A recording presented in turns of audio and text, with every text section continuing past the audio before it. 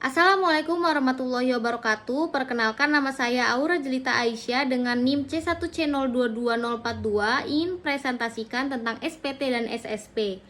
Yang pertama ada SPT, yaitu surat yang digunakan para wajib pajak untuk melaporkan segala bentuk perhitungan dan atau pembayaran pajak bagi untuk objek pajak maupun bukan objek pajak. Selanjutnya ada jenis-jenis SPT. Yang pertama ada SPT masa, yaitu dibagi menjadi dua, yaitu SPT masa PPH dan SPT masa PPN. Yang kedua ada SPT tahunan, dibagi menjadi dua juga. Yang pertama ada SPT tahunan orang pribadi dan SPT tahunan badan. Selanjutnya ada fungsi SPT. Yang pertama untuk wajib pajak, SPT bermakna sebagai bentuk laporan pertanggungjawaban atas perhitungan jumlah pajak yang dibayarkan, termasuk penjelasan apakah pembayaran pajak dilakukan sendiri atau pihak lain.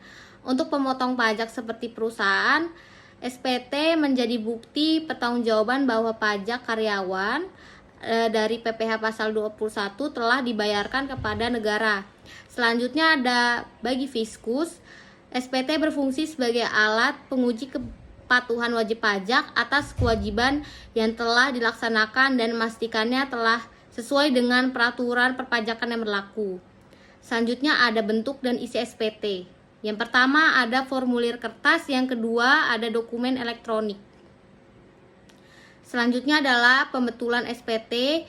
Yang pertama yang harus dilakukan adalah verifikasi dalam rangka menerbitkan surat ketetapan pajak, lalu pemeriksaan, dan berikutnya adalah pemeriksaan bukti permulaan. Selanjutnya ada batas waktu penyampaian. Untuk surat pemberitahuan masa, paling lama 20 hari setelah akhir pajak. Lalu untuk surat pemberitahuan tahunan pajak penghasilan wajib pajak orang pribadi, paling lama 3 bulan setelah akhir tahun pajak. Selanjutnya untuk surat pemberitahuan tahunan pajak penghasilan wajib pajak badan, paling lama 4 bulan setelah akhir tahun pajak. Penundaan penyampaian SPT. Wajib pajak tidak dapat melakukan penundaan penyampaian SPT masa, tetapi dapat melakukan penundaan perpanjangan waktu penyampaian SPT tahunan orang pribadi paling lama 2 bulan. Selanjutnya ada sanksi terlambat dan tidak menyampaikan SPT.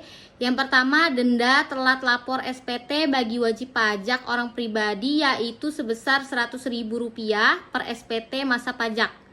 Yang kedua ada denda telat lapor SPT bagi wajib pajak badan, yaitu sebesar 1 juta per SPT tahunan pajak.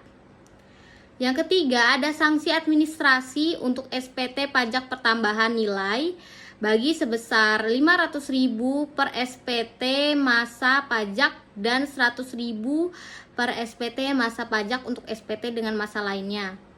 Yang terakhir ada denda telat bayar pajak sebesar 2% per bulan dari waktu biaya pajak yang belum dibayarkan.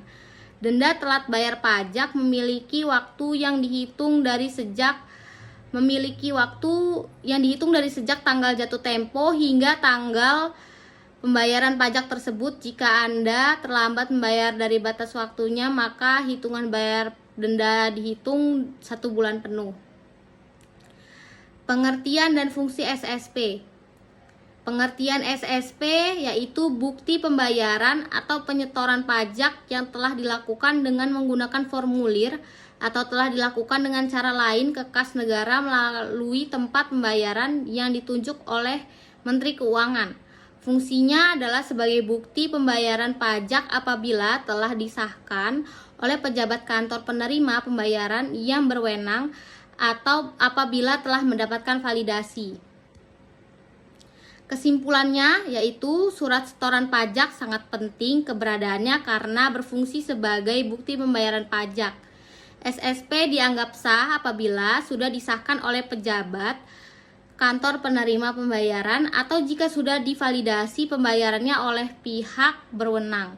Sedangkan SPT sendiri berfungsi sebagai sarana untuk mempertanggungjawabkan perhitungan perpajakan dan penyetoran pajak yang sudah dilakukan selama 1 tahun pajak.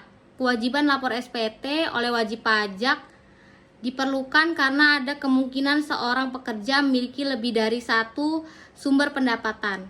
Sekian dari saya. Wassalamualaikum warahmatullahi wabarakatuh.